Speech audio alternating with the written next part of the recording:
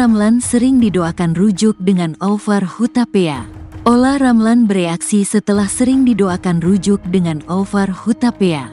Menurutnya, ia dan mantan suami sudah kompak saling move on dari masa lalu.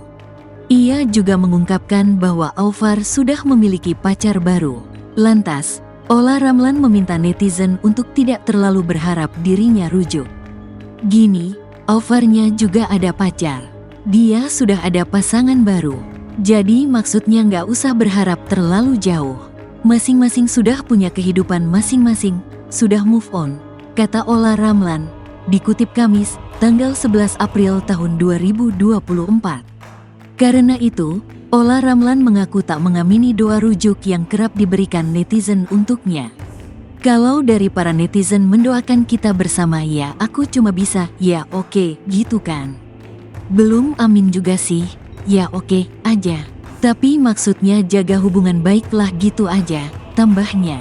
Sementara itu, Ola juga mengungkapkan bahwa hingga kini 2 dari 3 anaknya belum mengetahui perceraiannya dengan Alvar Hutapea.